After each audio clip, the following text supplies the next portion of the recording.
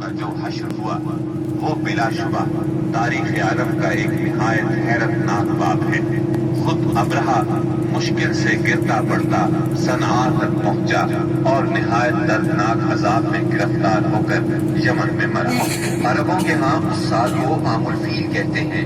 اس مدت تک یہی تقویمی سال شمار ہوتا رہا۔ قرآن کریم میں یہ واقعہ سورہ فیل میں بیان ہوا۔ بسم اللہ الرحمن الرحیم ألم تر كيف فعل ربك بأصحاب الفيل ألم يجعل كيدهم في تضليل وأرسل عليهم طيرا أبابيل ترميهم بحجارة من سجيل فجعلهم كعصف مأكول۔ کیا تم نے نہیں دیکھا تمہارے پروردگار نے ہاتھی والوں کے ساتھ کیا سلوک کیا؟ کیا اس نے ان کی تدبیر کو اکارت نہیں کر دیا اور ان پر پرندوں کے جھنڈ بھیج دیے جو ان پر پکی ہوئی مٹی کے پتھر پھینک رہے تھے؟ پھر ان کا یہ حال کر دیا جیسے جانوروں کا کھایا ہوا بھوسا۔ واقعہ فیل کے 50-55 دن بعد عبد المطلب کعبے کا طواف کر رہے تھے کہ انہیں پوتے کی ولادت کی خوشخبری ملی۔ 75 سالہ دادا بہت خوش ہوئے۔ نبی کریم صلی اللہ علیہ وسلم ان کے پیارے فرزند جناب عبداللہ کی یادگار تھے جن کی زندگی 100 اونٹوں کی قربانی دے کر بچائی گئی تھی، لیکن پھر اچانک وہ فوت ہو گئے۔ ان کی وفات سے بوڑھے باپ کو جو صدمہ پہنچا تھا پوتے کی ولادت سے ایک حد تک وہ کم ہو گیا۔ عبداللہ کی والدہ یعنی نبی صلی اللہ علیہ وسلم کی دادی کا نام فاطمہ بنت عمرو تھا۔ عبداللہ کے 2 سگے بھائی زبیر اور ابو طالب تھے۔ بی بی آمنہ سے نکاح کے بعد عبداللہ نے رواج کے مطابق 3 دن تک سسرال میں قیام کیا۔ اس کے بعد تجارت کی غرض سے شام چلے گئے۔ واپسی پر یثرب یعنی مدینہ منورہ میں ٹھہرے تاکہ اپنے والد کے حکم کے مطابق کھجوروں کا سودا کریں۔ مدینہ منورہ ہی میں قیام کے دوران وہ بیمار ہو گئے۔ آپ کی بیماری کی خبر مکہ پہنچی تو عبد المطلب نے فوراً اپنے بڑے بیٹے حارث کو عبداللہ کی خبر گیری کے لیے مدینہ روانہ کیا۔ حارث مدینہ پہنچے تو معلوم ہوا 1 ماہ بیمار رہنے کے بعد عبداللہ انتقال کر گئے ہیں۔ انتقال کے وقت انہوں نے 5 اونٹ، چند بکریاں اور 1 باندی چھوڑی جس کی کنیت ایمن اور نام برکت تھا۔ عبداللہ کا انتقال اپنے پیغمبر بیٹے کی ولادت سے چند ماہ پہلے ہی ہو گیا تھا۔ گویا آپ صلی اللہ علیہ وسلم شکم مادر ہی میں یتیم ہو گئے تھے۔ آپ کی والدہ سیدہ آمنہ طہارت نفس، شرافت، عزت، عفت، عصمت اور پاکبازی میں بے مثال تھی۔ اپنی قوم میں سیدۃ النساء کے لقب سے مشہور تھی۔ ددیال اور ننھیال دونوں کے اعتبار سے آپ عرب کے بہترین قبیلے اور بہترین قوم میں سے تھی۔ ولادت باسعادت کے بعد 3-4 دن تک آپ کی والدہ نے آپ کو دودھ پلایا۔ پھر آپ کے چچا ابو لہب کی آزاد کردہ کنیز سویبہ نے اور پھر حلیمہ سعدیہ نے دودھ پلایا۔ اکثر سیرت نگاروں نے کنیز کا نام صوبیہ ہی لکھا ہے، لیکن دراصل اس کا نام سویبہ تھا۔ جس طرح صحیح بخاری اور سیرت نگاری کے عالمی مقابلے میں اول آنے والی سیرت نبوی پر مستند کتاب الرحیق المختوم میں مذکور ہے۔ دودھ پلانے کی ذمہ داری ماہ ربیع الاول 52 قبل ہجری یعنی اپریل 571 عیسوی میں سونپی گئی۔ اس زمانے میں عرب میں یہ دستور تھا جو آج کے دور میں بھی باقی ہے کہ نوزائیدہ بچوں کو دودھ پلانے کے لیے شرفاء ابتدا ہی سے دیہات میں بھیج دیا کرتے تھے تاکہ دیہات کی صاف ستھری اور کھلی آب و ہوا میں ان کی پرورش ہو سکے، زبان اہل عرب جیسی فصیح ہو جائے اور اہل عرب کی دیگر خصوصیات اوائل عمر ہی سے بچوں میں راسخ ہو جائے۔ اس دستور کے مطابق سال میں 2 مرتبہ بنی سعد کی عورتیں شیرخوار بچوں کی تلاش میں آیا کرتی تھیں۔ چنانچہ آپ کی پیدائش کے 8 دن بعد انہی عورتوں کے ساتھ حلیمہ سعدیہ بھی تشریف لائیں۔ دوسری عورتوں کو تو مکہ مکرمہ کے کھاتے پیتے گھرانوں کے بچے دودھ پلانے کے لیے مل گئے، لیکن حلیمہ سعدیہ خالی ہاتھ رہ گئی۔ نبی کریم صلی اللہ علیہ وسلم چونکہ یتیم تھے، اس لیے انعام و اکرام کی امید کم تھی، اس لیے کسی عورت نے ان کے گھر کی طرف توجہ نہ کی۔ آخر جب روانگی کا وقت آیا تو حلیمہ کو خالی ہاتھ جانا بہت ناگوار گزرا، اور اللہ تعالیٰ کی طرف سے ان کا دل اس یتیم بچے کی طرف کھینچنے لگا۔ چنانچہ انہوں نے اپنے شوہر حارث سے جا کر کہا، اللہ کی قسم مجھے یہ اچھا نہیں لگتا کہ میری ساری سہیلیاں تو بچے لے کر جائیں اور میں اکیلی کوئی بچہ لیے بغیر جاؤں، میں جا کر اس یتیم بچے ہی کو لے لیتی ہوں۔ شوہر نے یہ سن کر کہا، کوئی حرج نہیں، ممکن ہے اللہ ہمارے لیے اسی میں برکت عطا کر دے۔ اس کے بعد انہوں نے جا کر بچے کو لے لیا۔ قافلہ روانہ ہوا، سب سوار ہو کر چل پڑے۔ حلیمہ سعدیہ بھی آپ کو لے کر چلی۔ حلیمہ کی اٹھنی دبلی پتلی، دیکھنے میں مریل اور چلنے میں سب سے سست رفتار تھی، لیکن جو ہی حلیمہ سعدیہ آپ کو لے کر اس پر سوار ہوئی، یکا یک وہ برق رفتار ہو گئی۔ باقی عورتوں نے اس منظر کو حیرت سے دیکھا کہ حلیمہ سعدیہ کی مریل اٹھنی ان کی طاقتور اور تیز رفتار اٹھنیوں سے آگے نکلی جا رہی تھی، اور پھر وہ ان سب کو پیچھے چھوڑ گئی۔ یہ تبدیلی دوسری عورتوں کے لیے کسی معجزے سے کم نہیں تھی۔ حلیمہ کے والد ابو زبیب کا نام عبداللہ بن حارث تھا، وہ نبی صلی اللہ علیہ وسلم کے رضائی نانا ہوئے۔ حلیمہ کے شوہر کا نام حارث بن عبد العزیٰ تھا، یہ دونوں ہی قبیلہ سعد بنی بکر بن حوازن سے تعلق رکھتے تھے۔ اسی طرح حارث کے بچے آپ کے رضائی بھائی بہن ہوئے۔ جب تک آپ صلی اللہ علیہ وسلم حلیمہ سعدیہ کے گھر رہے، ان کا گھر برکتوں سے مالا مال رہا۔ حلیمہ بیان کرتی ہیں کہ وہ جب آئی تھی تو قحط سالی کا دور تھا۔ ان کے پاس ایک گدھی تھی جو اس قدر دبلی پتلی اور مریل تھی کہ پورے قافلے میں سب سے سست اور مریل چال چلتی تھی۔ ایک اونٹنی بھی تھی، مگر وہ قطرہ دودھ کا نہیں دیتی تھی۔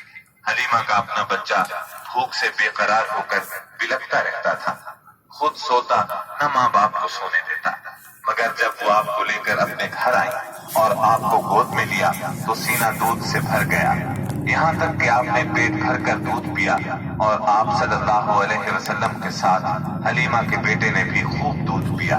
پھر دونوں آرام کی نیند سو گئے۔ اس رات حلیمہ کا بچہ بالکل نہ رویا۔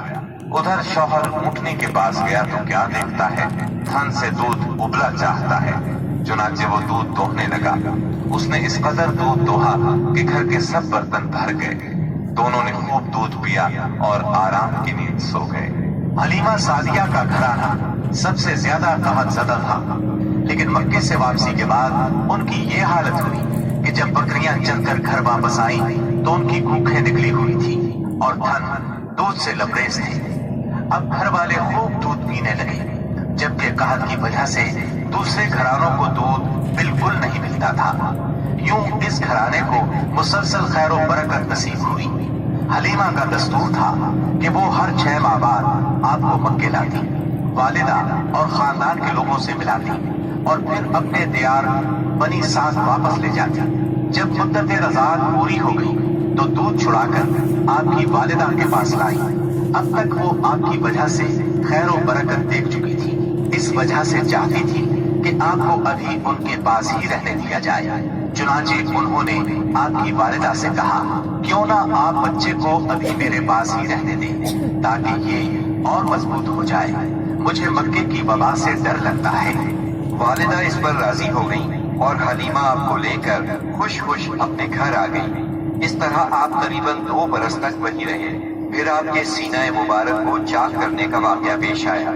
اس واقعے سے خوفزدہ ہو کر حلیمہ اور ان کے شوہر نے آپ کو آپ کی والدہ آمنہ کے حوالے کر دیا۔ انس بن مالک رضی اللہ عنہ بیان کرتے ہیں، آپ بچوں کے ساتھ کھیل رہے تھے کہ جبریل علیہ السلام تشریف لائے، آپ کو لٹا کر سینہ چاک کر دیا، پھر آپ کا دل نکالا اور اس میں سے ایک لوتھڑا نکال کر فرمایا، یہ تم سے شیطان کا حصہ ہے۔ پھر دل کو سونے کے تشت میں زمزم کے پانی سے دھویا اور واپس سینہ مبارک میں رکھ دیا۔ ادھر بچے دوڑ کر حلیمہ سعدیہ کے پاس آئے اور کہنے لگے، محمد کو قتل کر دیا گیا۔ وہ لوگ فوراً آپ کے پاس پہنچے، دیکھا کہ رنگ اترا ہوا ہے۔ سیدنا انس کا بیان ہے کہ میں نبی اکرم صلی اللہ علیہ وسلم کے سینے پر سلائی کا نشان دیکھا کرتا تھا۔ اس واقعے کے بعد آپ کو مکے پہنچا دیا گیا اور آپ نے اپنی ماں کے سایہ محبت میں اپنے خاندان کے اندر کوئی 2 برس گزارے۔ پھر والدہ، دادا اور ام ایمن کے ساتھ مدینہ منورہ کا سفر کیا، جہاں آپ کے والد کی قبر بھی تھی اور دادا کا ننھیال بھی تھا۔ آپ مدینے میں 1 ماہ رہ کر واپس ہوئے تو راستے میں آپ کی والدہ بیمار ہو گئیں اور مقام ابوا پہنچ کر انتقال کر گئیں۔ انا للہ و انا الیہ راجعون۔ انہیں وہیں دفن کیا گیا۔ اب بوڑھے عبد المطلب آپ کو لیے مکے پہنچے۔ ان کے دل پر آپ کی والدہ کی وفات کی وجہ سے گہرا اثر تھا۔ آپ کے لیے ان کے دل میں ایسی محبت پیدا ہوئی کہ خود ان کے اپنے بیٹوں کے لیے ویسی محبت نہ تھی۔ وہ آپ کی بہت قدر کرتے، اپنی اولاد سے بڑھ کر چاہتے، خوب اکرام کرتے، اپنے لیے تیار کرائے گئے خاص فرش پر انہیں بٹھاتے، اس فرش پر کسی اور کو نہ بیٹھنے دیتے، پیٹھ پر ہاتھ پھیرتے، آپ کی نقل و حرکت دیکھ کر خوش ہوتے۔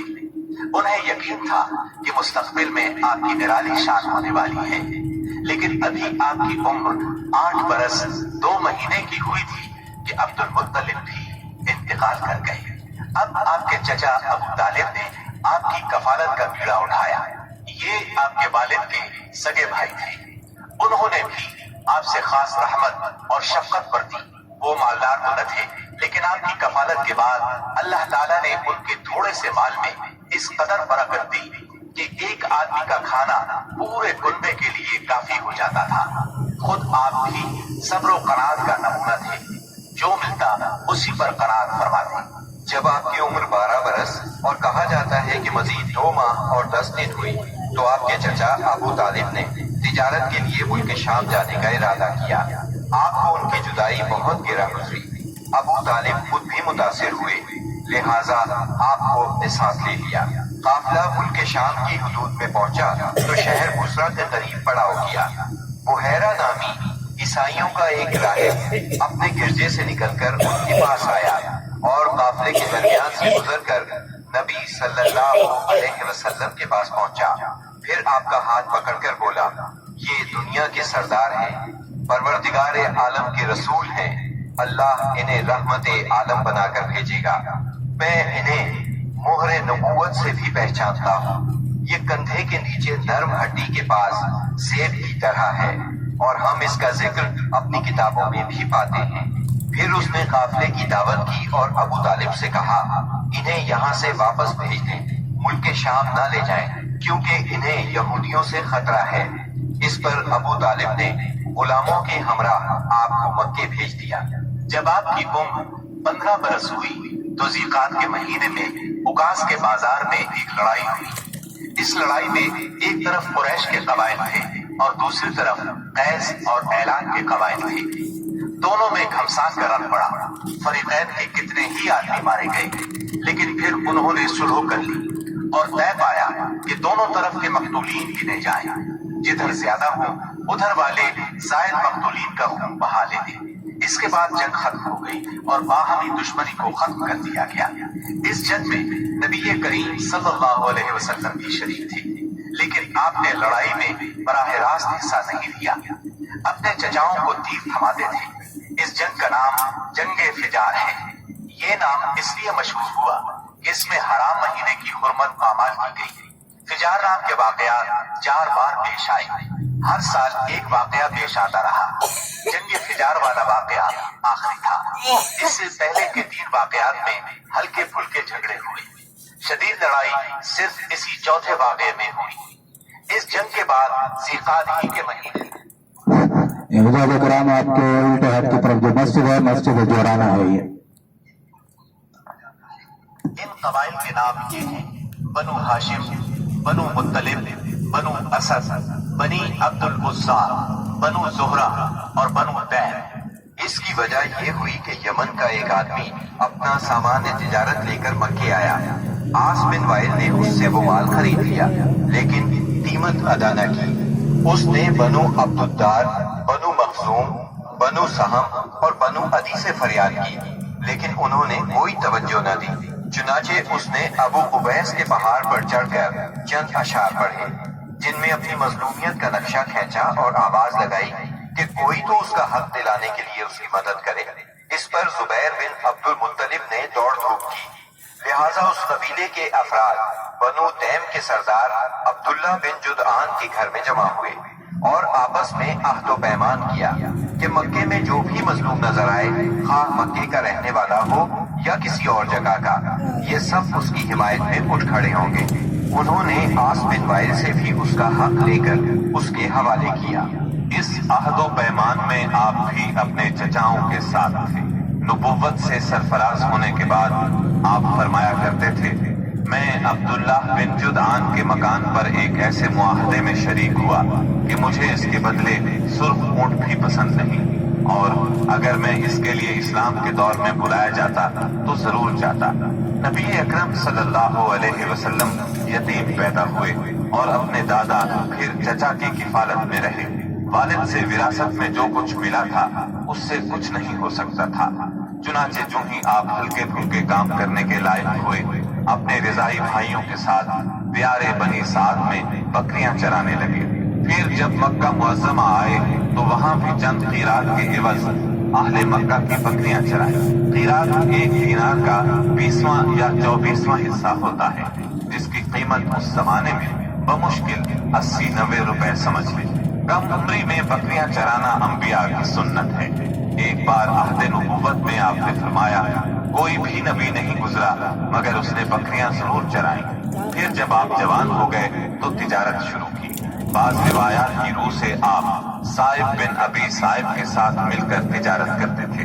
آپ تجارت میں بہترین ساتھی تھے، لین دین کے معاملے میں لڑتے جھگڑتے تھے، نہ بحث کرتے تھے۔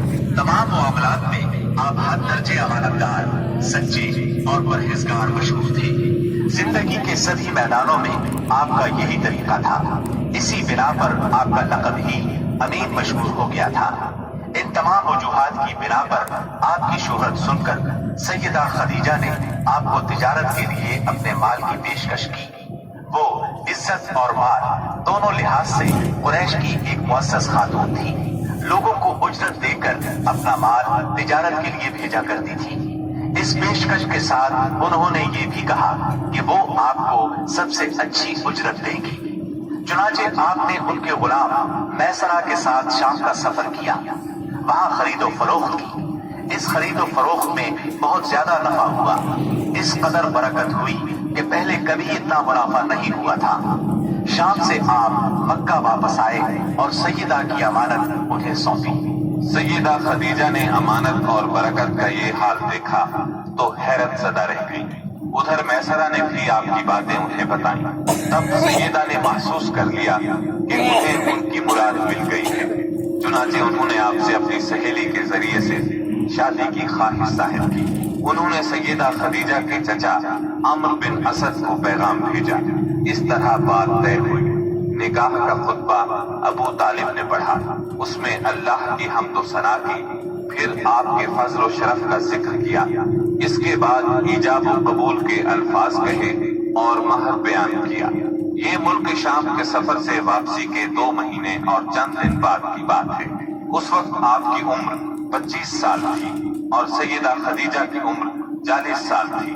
سیدہ خدیجہ کی شادی پہلے عتیق بن عائز مخزومی سے ہوئی تھی، وہ انتقال کر گیا تو ابو حالہ تیمی سے ہوئی، اس سے ایک بچہ بھی ہوا، مگر پھر ابو حالہ بھی فوت ہو گیا۔ اس کے بعد بڑے بڑے سرداران قریش نے شادی کا پیغام دیا، مگر سیدہ خدیجہ راضی نہ ہوئی، یہاں تک کہ اللہ تعالیٰ نے انہیں آپ کی طرف مائل کر دیا، اور اس طرح سیدہ کو آپ صلی اللہ علیہ وسلم کی زوجیت کا شرف حاصل ہوا۔ سیدہ خدیجہ نبی صلی اللہ علیہ وسلم کی پہلی بیوی تھی۔ ان کے جیتے جی آپ نے کسی اور سے شادی نہ کی۔ آپ کی تمام اولاد بھی انہی سے ہوئی، صرف ابراہیم ماریہ قبطیہ سے ہوئے۔ آپ کی اولاد کے نام یہ ہیں، پہلے قاسم پیدا ہوئے، پھر زینب، پھر رقیہ، پھر ام کلثوم، پھر فاطمہ، پھر عبداللہ۔ بعض مورخوں نے تعداد اولاد اور اولاد کی ترتیب اس سے مختلف بھی لکھی ہے۔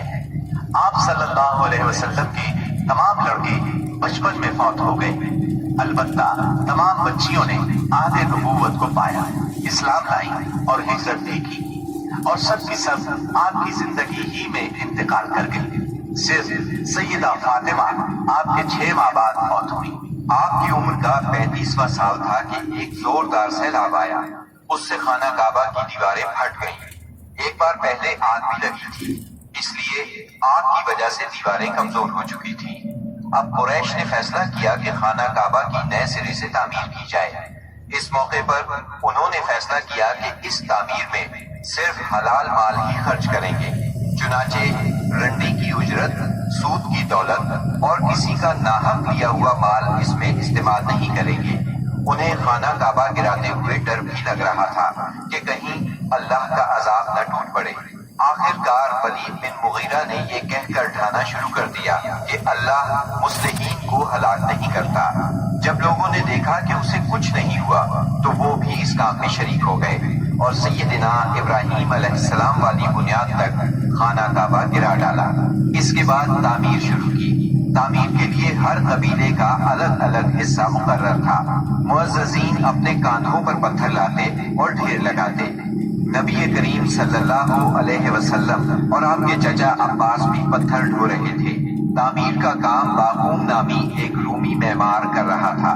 مال چونکہ اس قدر جمع نہ ہو سکا تھا کہ سیدنا ابراہیم علیہ السلام والی بنیادوں پر تعمیر مکمل کی جا سکتی، اس لیے شمال کی طرف سے قریباً 6 ہاتھ چھوڑ کر اس پر ایک چھوٹی سی دیوار اٹھا دی گئی تاکہ علامت باقی رہے کہ یہ بھی خانہ کعبہ کا حصہ ہے۔ اس کو ہجر اور حتیم کہتے ہیں۔ جب دیوار حجر اسود تک اٹھ گئی تو ہر سردار نے چاہا حجر اسود کو اس کی جگہ رکھنے کا شرف اسے حاصل ہو۔ اس پر سخت جھگڑا اٹھ کھڑا ہوا جو 4-5 روز تک جاری رہا۔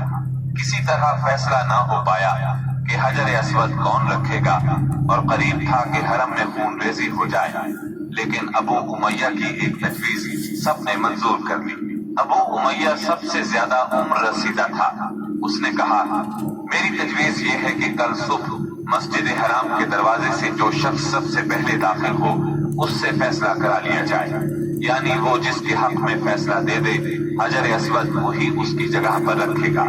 دوسرے دن صبح سویرے جو شخص سب سے پہلے داخل ہوا وہ نبی اکرم صلی اللہ علیہ وسلم تھے۔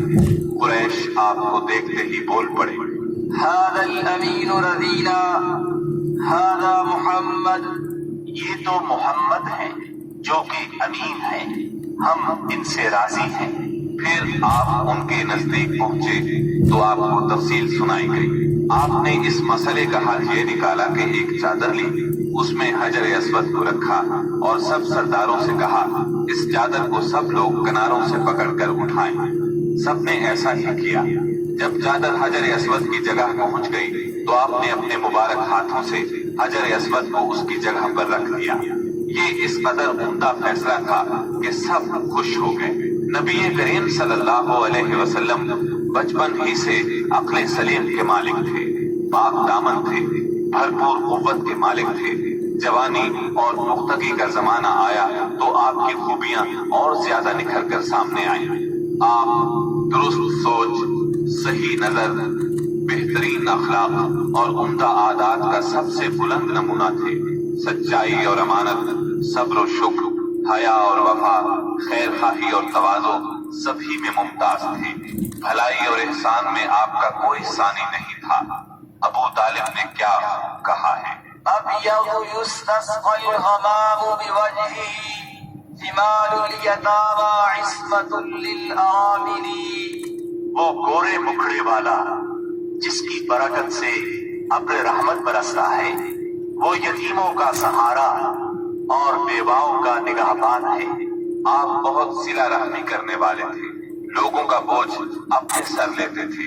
کنگال کی ایسی مدد فرماتے کہ مالدار ہو جاتا یا روزگار سے لگ جاتا، مہمان کی مہمانی کرتے اور مصیبت کے مارے منہوں سے تعاون فرماتے۔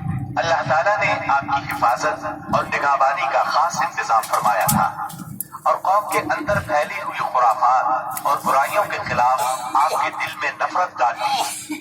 چنانچہ آپ بتوں کی عید پر حاضر ہوتے، نہ شرک کے میلوں میں جاتے اور نہ آپ آستانوں یا غیر اللہ کے نام پر ذبح کیا ہوا جانور کھاتے، نہ بتوں ہی کو چھوتے اور نہ ان سے تقرب حاصل کرتے تھے۔ لات اور عزا کی قسم تو سننا بھی گوارا نہ فرماتے۔ شراب نوشی اور کھیل کود کی مجلسوں سے آپ انتہائی دور تھے۔ ایسی کسی مجلس میں آپ نے کبھی شرکت نہ فرمائی، جبکہ یہی مجلس جوانوں کی تفریح اور دوستوں سے ملاقات کے مقامات تھی۔ اللہ نے آپ کو خلوت پسندی عطا فرمائی تھی۔ عربوں کی جہالت اور گناہ آلود زندگی نے آپ کو افسردہ اور غمگین بنا دیا تھا۔ آپ اپنے اطراف میں پھیلی ہوئی انسانی اجتماعی زندگی کا مشاہدہ فرماتے تو آپ کو یہ محسوس کر کے دکھ ہوتا کہ ایک اللہ کی عبادت کا تصور دینے والے دین کو وہ لوگ بالکل بھول چکے تھے۔ اس دین کو جو ان کے جد امجد سیدنا ابراہیم علیہ السلام کا دین تھا، اسے بالکل فراموش کر چکے تھے۔ وہ اپنے ہاتھوں سے کعبے کی تعمیر نو بڑے احترام سے کرتے تھے، لیکن خانہ کعبہ میں بت رکھ کر ان کی پوجا کرتے تھے۔ یہ شرک نہیں تو اور کیا ہے؟ منافقت اور کہتے کس کو ہیں؟ جوا، شراب نوشی، بت پرستی اور بے حیائی معاشرے کا جز بن چکی ہے۔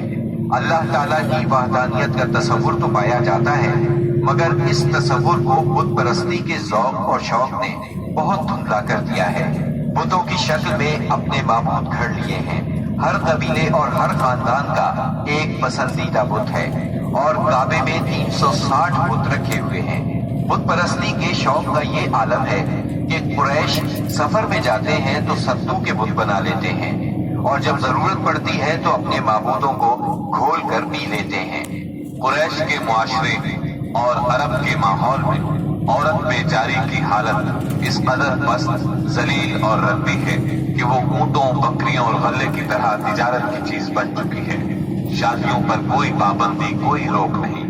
ایک مرد جتنی عورتوں سے چاہے شادی کر سکتا ہے، اور دوسری طرف عورت بھی جتنے مردوں کو پسند کرے ان سے تعلق پیدا کر سکتی ہے۔ چوری چھپے آشنائی سے لے کر کھلی بے حیائی تک ہر برائی کی جاتی ہے۔ بستی اور گراوٹ کی انتہا ہے کہ منقولہ اور موروثی جائیداد کی طرح باپ کی بیویاں بھی بیٹے کو ورثے میں ملتی ہیں، اور وہ اپنی حقیقی ماں کے سوا اپنی سوتیلی ماؤں سے شادی کرنے میں کسی قسم کی آر محسوس نہیں کرتا۔ اس بے حیائی کے ساتھ عربوں میں ایک شدید مجرمانہ قسم کی غیرت بھی پائی جاتی ہے، وہ یہ کہ ہماری لڑکیاں کسی کو بیاہ ہی نہ جائیں، کوئی مرد ہمارا داماد نہ بنے۔ سنگ دلی کی حد تک اس غیر فطری غیرت کے سبب لڑکیاں زندہ دفن کی جاتی ہیں، اور اس انتہا درجے کی بے رحمی پر الٹا فخر کیا جاتا ہے۔ آقا کو غلاموں کی موت اور زندگی پر پورا مالکانہ اختیار حاصل ہے۔ ملک میں کوئی مرکزیت نہیں پائی جاتی۔ ہر قبیلہ اپنے ایک سردار کے ماتحت خود مختار بنا بیٹھا ہے۔ اس چیز نے قبائل کو شدید قسم کی رقابتوں میں مبتلا کر دیا ہے۔ ذرا ذرا سی بات پر تلواریں نیام سے باہر آ جاتی ہیں، اور بڑی خوفناک جنگیں ہوتی ہیں جن کا سلسلہ کئی پشتوں تک جاری رہتا ہے۔ آنے والی نسلیں اپنے اسلاف اور آباء و اجداد کے خون کا انتقام لیتی ہیں۔ گھڑ دوڑ میں گھوڑا دوڑانے